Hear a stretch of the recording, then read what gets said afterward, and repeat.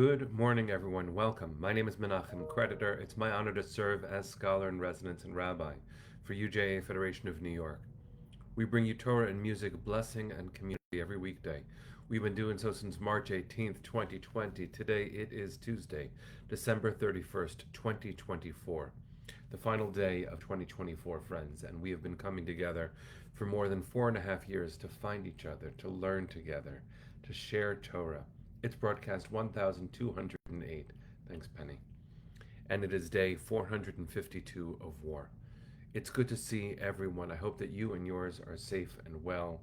Susie, nice to see you. Jen and Joyce, Boker Tov. Rosa, thank you for reminding us we're praying for our friend Shari. She went in to the procedure room for some surgery about an hour ago. Davening for her today. Catherine, good to see you. It is already 2025 in Australia. Happy New Year, my friend. May it be a good one for you and for yours. Sharon and Dale, Linda and Deborah, Jonathan and Carl, Lisa and Ron. Good to see all of you. Barbara and Michelle, Susie and Ivy. Chana, Boker Tov, my friend. Amy and Jerry, Cecile and Fabrice. Jack and Siona, good to see all of you. Chodesh Tov, my friend. Rosh Chodesh Tevet is now and tomorrow. May it be a month that brings us true blessing and brings our family home. We'll say a few more hellos and then we'll get started with a bracha. Arlene, Sunday, Barry, and Sandy, good morning. Marcia and Richard, Carl, good to see you. Chana, your flight is rebooked. You are back to Israel January 19th on an Aliyah journey. Carry us with you in your heart. We're so proud of you. Linda, Diane, Natalie, good morning, friends. Judy, it's good to see you. Deborah and Siona, welcome everyone. Arlene and Julianne. All right, friends, here we go. Our final broadcast of 2024.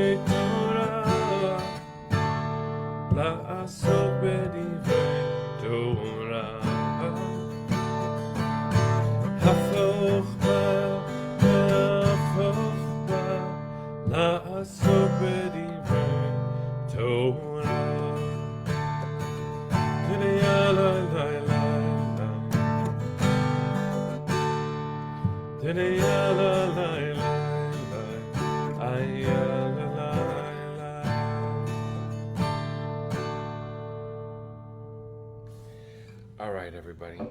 It's good to see everyone is here. Our final broadcast of 2024. This is broadcast 1208. It is day 452 of war. Sending love all around. Ima, it's nice to see you here. My mother's here, everybody. Give her some love. We are reading Parshat Vayigash. And yesterday we discussed some of the intimacy, the intensity, the vulnerability of Judah standing in the breach. The short version of the backstory, just to remind us of context, is that Judah is being put to the test, all the brothers are, by Joseph, their brother. Now, Joseph has gone through a lot himself, that he is testing his brothers in such a cold and calculating way. Fits. It's a very hard story. It's an honest story. It's a family story. And so, as we ache, all of us today, for a new year to be filled with better for every family, let's remember that the more we tell our stories and the more we try to grow through them, because you can't leave them behind, the better we might do.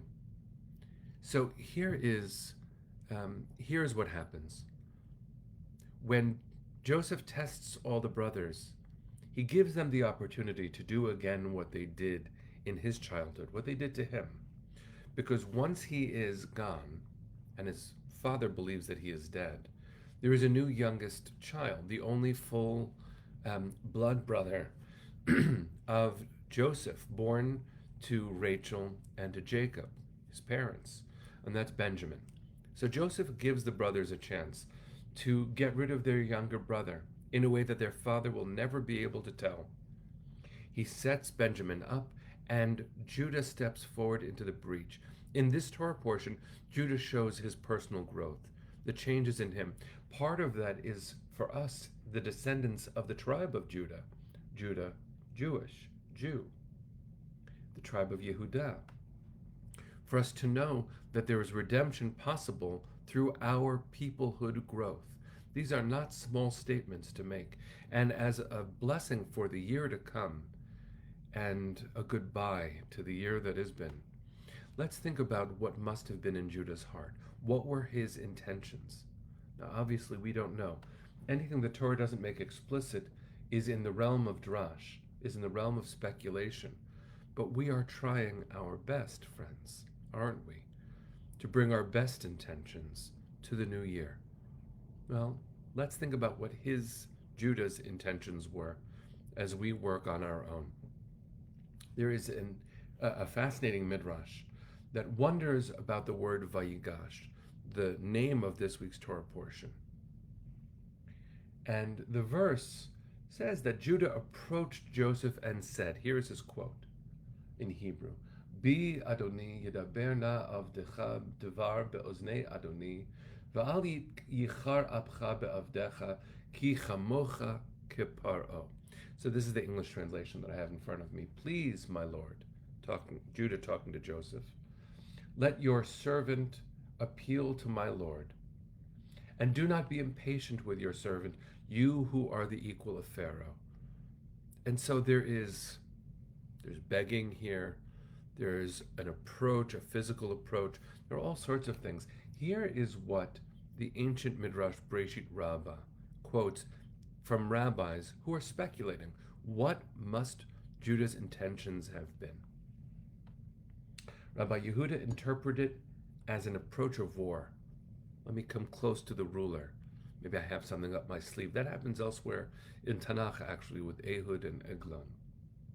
Rabbi Nehemiah interpreted it as an approach of appeasement, trying to win favor. The rabbis, meaning the bulk of the others, interpreted it as an approach of prayer, meaning, please let something better happen now. We understand all of this.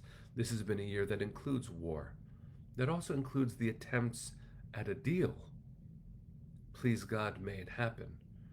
And this has been a year that has included deep, passionate, desperate prayer. Rabbi Elazar, in that same text, resolved the dispute saying, if for war, here I come. If for appeasement, here I come. If for prayer, here I come. I've been asking us to wonder aloud, or at least in this context, about our intentions for the new year. How will we approach? How do we approach the challenges before us? How do we approach the lack of definition for the year to come? As Americans with our politics, as Jews with our lives, as human beings with our planet. This is a year of really setting our intentions, as Rosa just wrote, to be present. Because there might be need for fighting. If for war, here we come. Yes. But there are also possibilities of emerging from war, and you do not emerge from war, quote, simply by military victory. That's not how wars end. Wars end when people sit down and talk. And I don't know enough to point to all the mistakes with real accuracy, but I do know, I do feel that there have been opportunities for deals that have not been made. But if there's the possibility of a deal to bring them home now, please, please. And that brings me to prayer. The world to come, friends. The world we must bring closer. For the sake of our children, for the sake of children, for the sake of adults, for the sakes of our ancestors, and for the sakes of our descendants. Let's think about our intentions. Do we want to be at war? Of course not. Our children die in war. Others die in war. Images of God on every side of every battle are cruelly ripped from existence through war. Is there an ethical mandate to fight? Yes. Is it something we enjoy, celebrate, or wish to further? Never. May this coming year have less war. What about deals? May this year find equitable arrangements that allow people to start rebuilding their lives. May it bring our family home. As for prayer,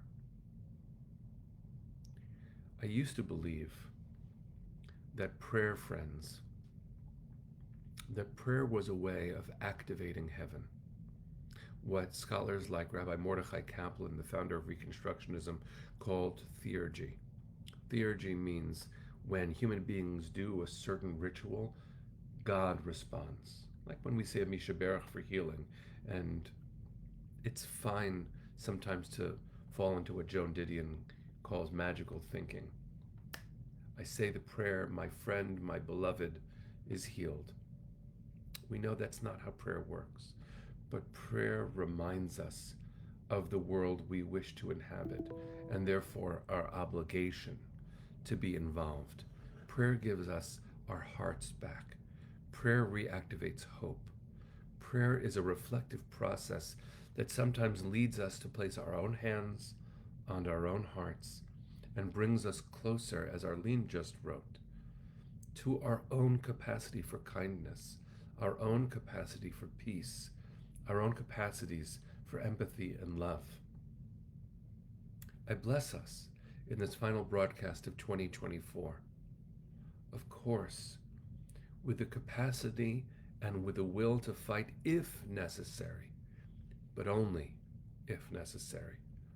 With the capacity to see the possibilities of deals, of treaties, of arrangements for life. Because war is not the answer. And I invite us to explore what prayer could really mean through us for the sakes of the whole world. Peace, friends. Peace. Let us learn a lesson from Judah, our ancestor. He approached. Let's approach. Let's bring all of our intentions, our best intentions along. May the year to come be good for you. May it be good for our world. May it be a good year. Maybe even happy.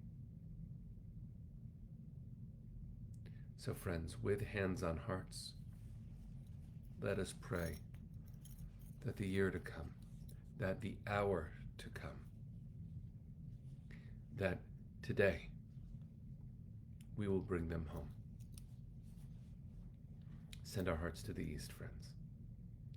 Kol hod balevav penima nefesh Yehudi homia ulefatei mizrach Kadima, Ayin Letzion, Sophia, Od lo avda tikvateinu, Hatikva bat shnot alpayim, Liot am chofshi, Be'artzeinu, Eretz Zion Virushalayim.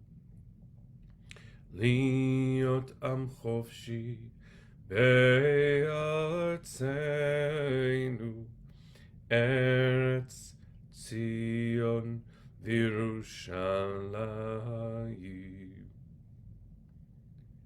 Bring them home now. Am Yisrael Chai. Chag Sameach, friends.